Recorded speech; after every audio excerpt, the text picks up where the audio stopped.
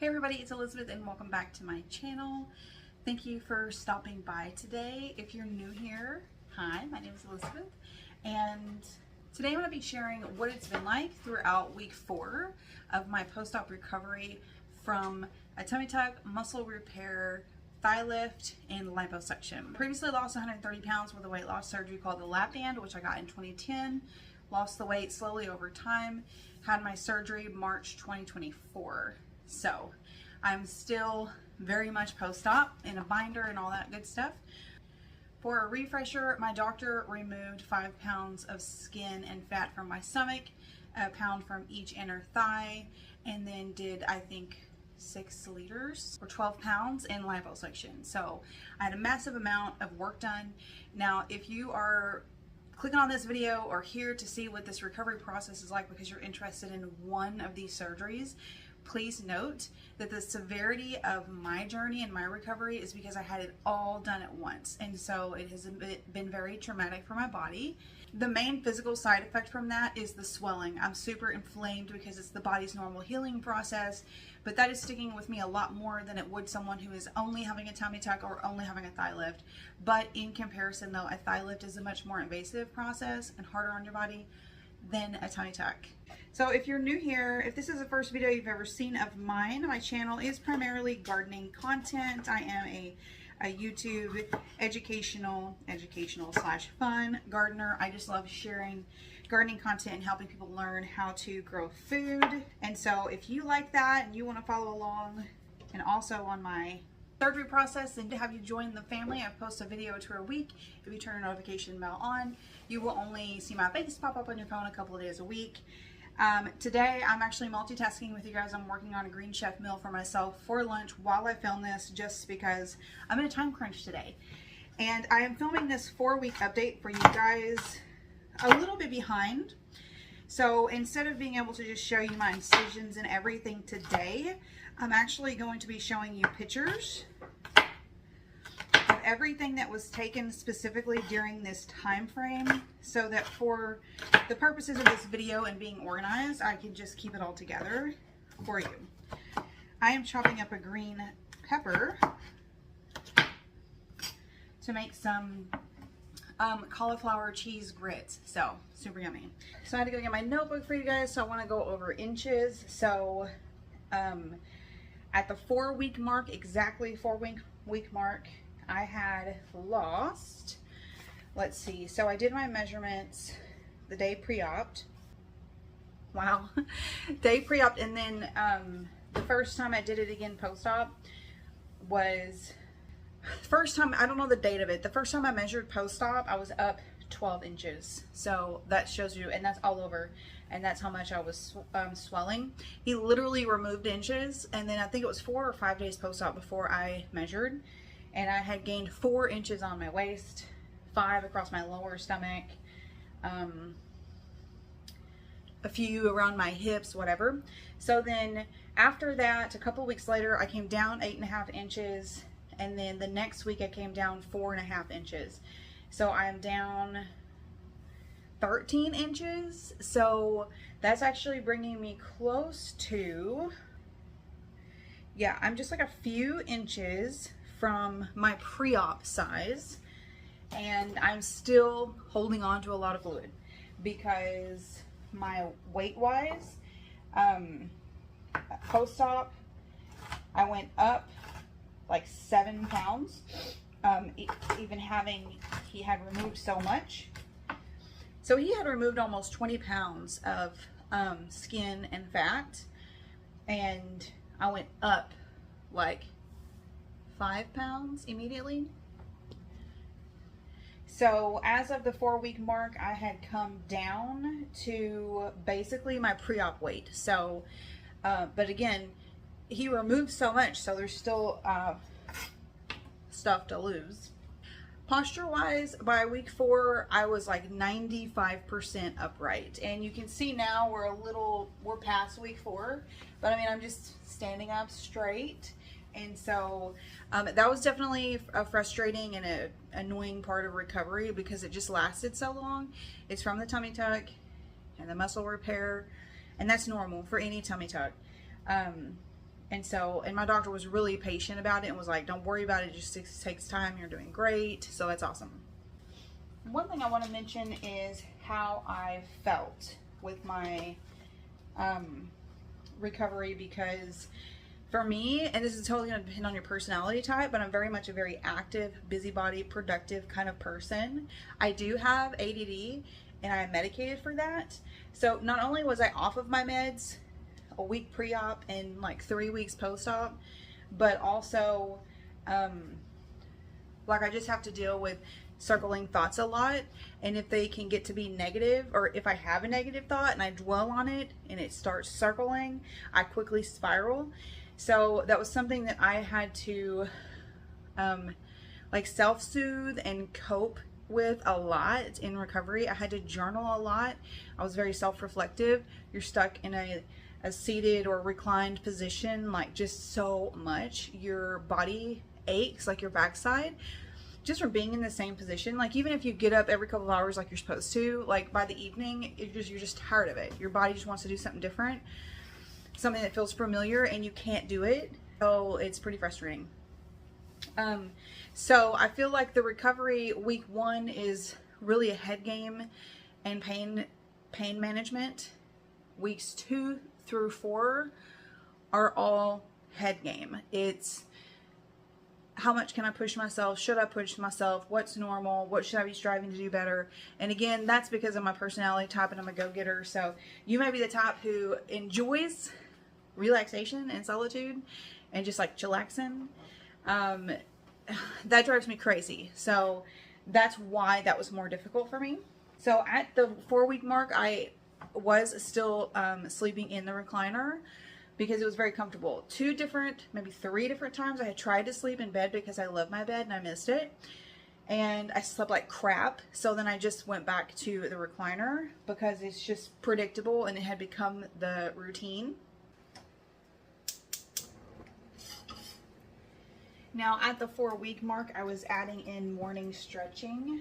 Had not been released to do exercise or yoga, and was just about to have a new follow-up appointment with my doctor. But I was just feeling so much tension, or I guess tightness really is a better word, around my knees.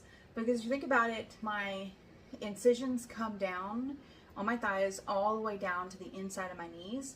So all that skin was pulled around, and because of that, it's very tight.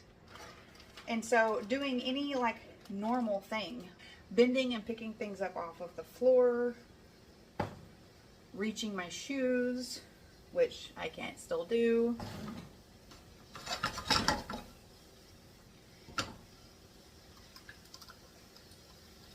those things I was really limited on. And so what I would do is start just stretching, arm stretches, different things like that, getting some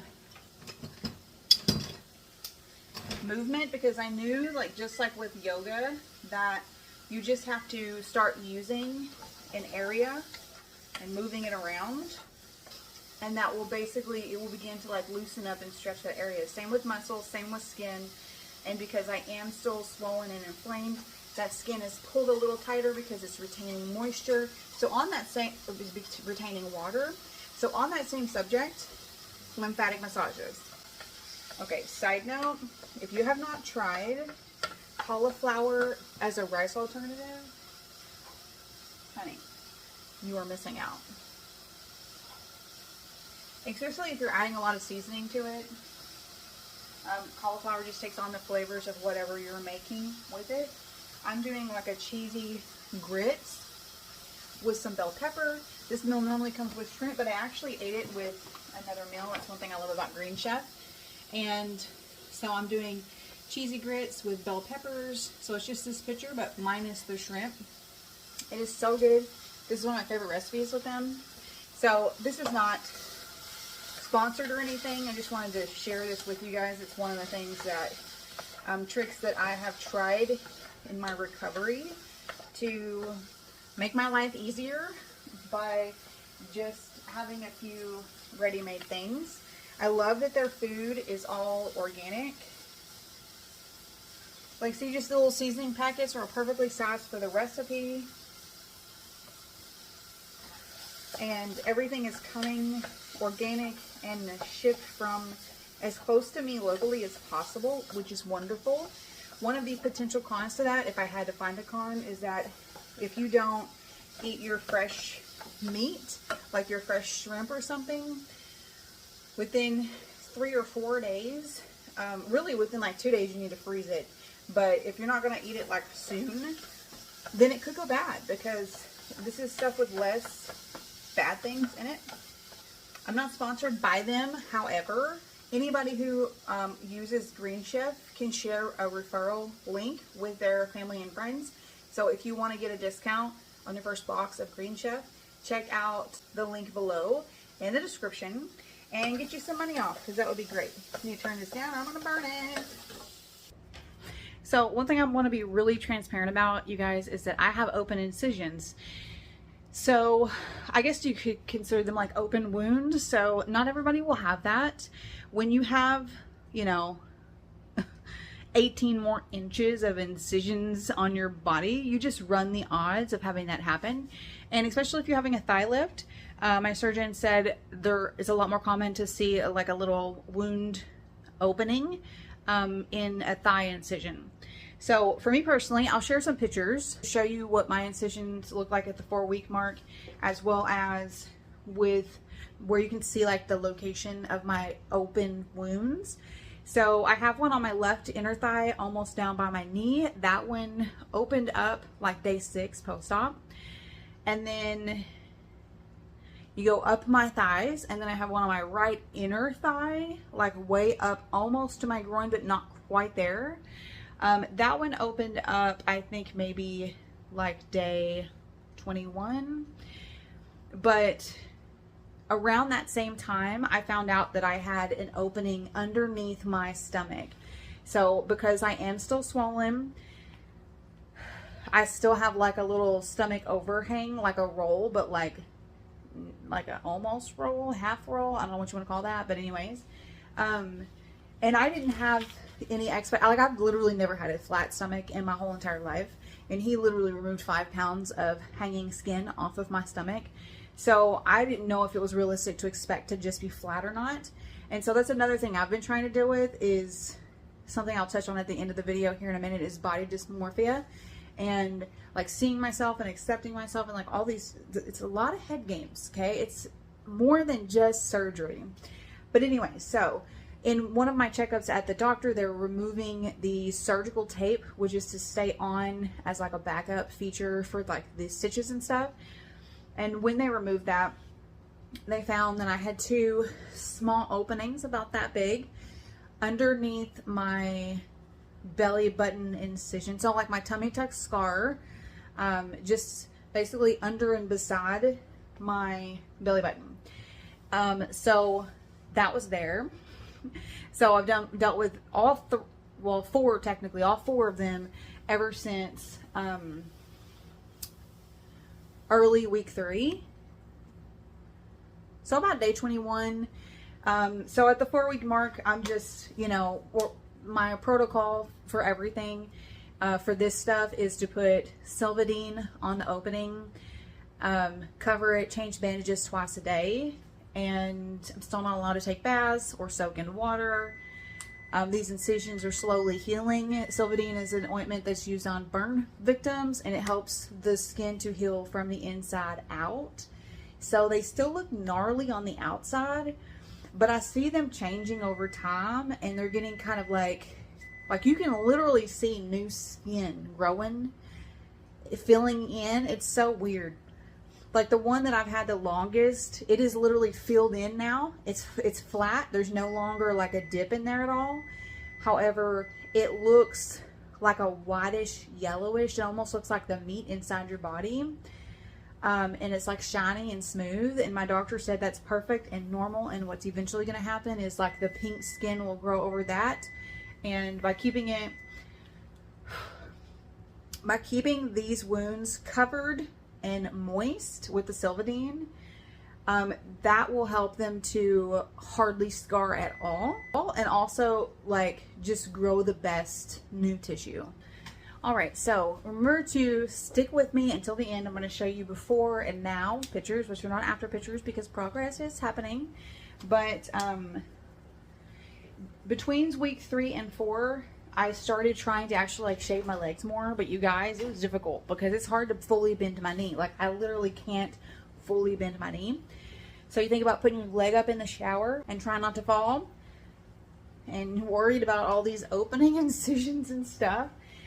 So it was a real difficult struggle.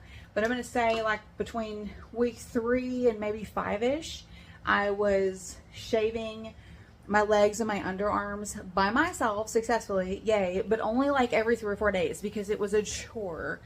But then after that, it got to be so much easier and I'm back to my normal like shaving routine. And it's something that makes you feel a lot better about yourself, knowing that you can do your own hygiene and self-care routine and stuff and you don't need help with it and you're just like able to do more. It feels wonderful. Shameless plug in here really quick for myself. If you don't know, I wrote a book on how to launch a successful freelance career, and that is just gathering all the experience that I have from over 12 years of being self-employed and in freelance, and how I was able to go from like 1 client to 55, really grow my bookkeeping firm. Bookkeeping is my specialty. And so anyways, the book is like super short, easy read. It's on Amazon. You can download it on Kindle. It just started raining outside. How lovely. Anyways, it's on sale on Amazon right now for $2.99. Hope you check it out. The link is always in the description down below. All right, we're almost done with our grits. Yum. Looking good. About ready to add the cheese. I do a lot of like fresh or from scratch cooking in the evenings for like the whole family, but I love these as a self-indulgent treat for myself because I will order stuff that my husband won't eat. So I will get like shrimp and salmon and tilapia. I love fish and shellfish. My husband absolutely does not even like the smell of them, so I'll make stuff like this, or shrimp, any kind of shrimp, during the day when my husband is not home because I work from home, so I'm here all the time. So you should totally try these.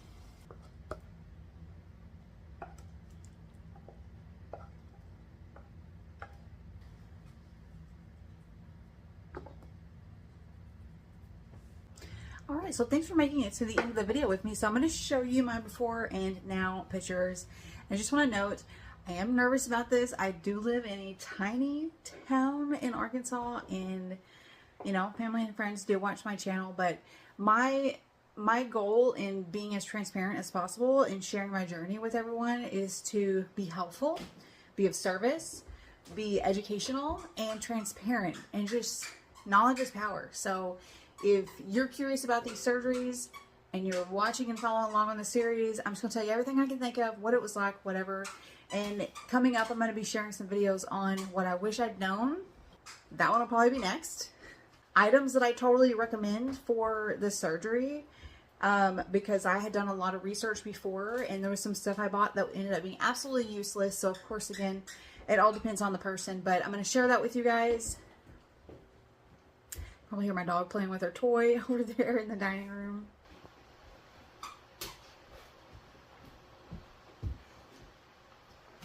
So I'm not showing like fully naked photos or anything. I'm a very modest person, believe it or not. And so the most you'll ever see is me in like a bra and underwear, which is equivalent to like a bikini, which now most of the time, I mean, before there were times I wore a bikini to the lake, even though I had my stomach hanging out and everything, but I was just with family and friends. And so like we were on a boat and stuff and we knew we weren't going to see other people. But still, I'm still more of a covered up kind of modest kind of person. So, anyway, so it is causing me some anxiety to share like the bra and panty before and now. Photos, however, these photos you can see the biggest difference in, rather than trying to compare me in jeans or yoga pants before, because I always wore very tight things intentionally to like suck in and like hold in my skin, so it was way less noticeable. So I feel like those kind of photos before are misleading and they're just not really kind of genuine. So seeing me in like bra and panties before and now, you can see like the whole stomach he removed, you know. And this, actually, I'm going to show you another before and after here in just a minute. This one is a little more intimate, and this is from the doctor's office, the surgeon's progress photos. This one was actually taken a little bit after the 4-week mark. I think it was 4.5 or 5 weeks after when I went to a follow-up appointment. And I admitted to my doctor, or just shared with him, that I had been really struggling with body dysmorphia. If you don't know what that is, I'm going to do a whole video on that really soon, because it's really become a huge, a way more prominent part of my life than I ever realized that it was. So prior to my surgery, body dysmorphia means that your brain tricks you into seeing your body differently in the mirror than other people actually see you, than what your body actually looks like. My whole weight loss journey, all the way up until this surgery, I have had the issue of seeing myself smaller than I actually was, which was why I tolerated getting so heavy in my early 20s. And then when I began losing weight, I've just always seen myself smaller than I actually was. And so there would be times other people would take pictures of me from beside or behind or in a group setting or whatever, and I'd see myself and I'd be like, oh my God, like, how is that what I look like, you know? And I'm sure a lot of you can relate to that, because if you're interested, if you're here and you're interested in plastic surgery, you probably have, or you're wanting to lose weight. And there are just so many like mental like things just all tied to that, right? Well, so after the surgery, I feel like I see myself bigger than I really am. And I have mentioned this to my husband so many times in passing. I'll be standing in the mirror in my bra and panties. I just did all new bandages and stuff. I haven't put leggings on yet. My husband walks by.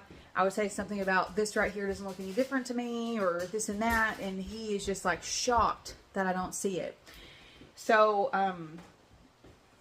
and it's like the outfits, the pictures, if you follow me on Instagram, I should have mentioned that way earlier in the video, but if you like weight loss, health and fitness, yoga, plastics, journey sort of content, you should follow me over on Instagram, because I post there at least once daily, and I have been sharing daily progress photos of myself standing in the mirror, like fully dressed and stuff, as well as high protein meal tips, protein coffee recipes, different things like that. So anyway, so it'd be super awesome if you follow me over there. Anyway, so I was telling my doctor about that, and he was like, wow, you don't see the difference? Are you kidding me? He's like, I know you're still swollen. And he's like, a lot of that's going to go down. His exact words were, you've got a great shape.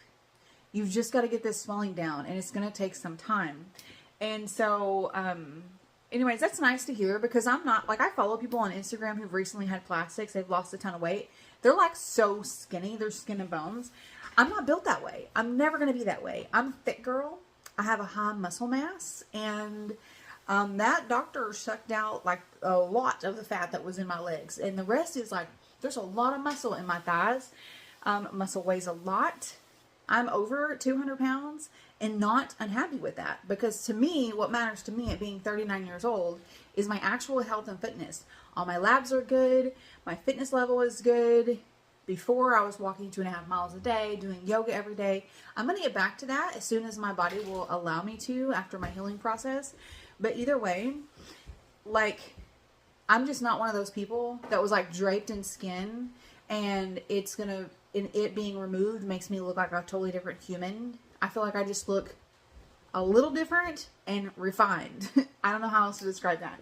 But anyway, so when my doctor was saying he couldn't believe that I couldn't see it, he was like, let me just show you your pre-op picture and your today picture that he took then. And that's right here. I'm going to share it with you on the screen. It's, you know, it's not flattering. It's not that I use filters on my own pictures, but it's like, it's like a high def camera or something. You can see all the lumps and the cellulite, whatever. You can see I had fat pockets on my one inner thigh, larger than the other. That's gone now, which is fabulous. That I really noticed, and I feel a difference. That's insane. Anyway, but anyway, so here I am in those wonderful, ugly, black, plastic almost, like thongs that they make you wear. And my belly button is huge difference. My belly button hadn't looked normal since I was literally probably 16, 17 years old. I got pregnant with my first son when I was 18. Gaining the weight and then losing it, my belly button began to look like a frowny face. Like it just wasn't normal. And it just got worse and worse and worse from there because I gained 90 pounds with my second pregnancy at 21. And then I gained more weight after that from depression. And so that's where the 130 pounds I had lost, that's where that, came on at. So my belly button, in my opinion, has been ugly for a long time. And I told my husband I was just excited to have a normal looking belly button. Like, I have no desire to get tattoos around it or piercings or any of that. I just want a normal, plain, simple belly button. And I have that now, and I love it. It's so cute. I love my belly button. I probably will still never be the type to like show off my belly button in public. Definitely not like mid-rise shirts or anything, but maybe a normal, bikini here and there if I'm not like in a really public setting like a beach or something. But anyways, we'll see. But it's nice. So that was nice to see that before and after. And then the one I showed you before that I took it home myself, I really see the difference in those two things. But still, body dysmorphia is a daily struggle. It's like a mental issue. And I don't even know the solution for that myself. I'm going to do some research. I'm going to talk to some people, psychology-wise, counselors, do some research. I'm going to put together a video to share with you guys in case that's something that you can relate to as well. Because there is a cure, just like there's a cure for any kind of, thing like bulimia and anorexia, whatever. Body dysmorphia is just like it's a mental disorder that you can cure. A video coming up about that. Anyways, this is a long video. Hopefully you find it interesting and worth watching all the way to the end. If you're watching this at the end, you should comment below and drop like a palm tree emoji, because that would make me happy. Palm trees make me think of Arizona, and I miss my second longest home I've ever lived in Arizona. Anyway, so I'm going to get to my cheese grits and get back to work for the day. And I hope that you guys have a wonderful day and that you will subscribe, follow along on my plastics journey. And if you want to see more videos like this, in case you're watching this at a much later date, check the link in the description below for the playlist for plastics, because there may be others after this that you have not seen yet. I hope you have a wonderful day. I'll see you guys down in the comments.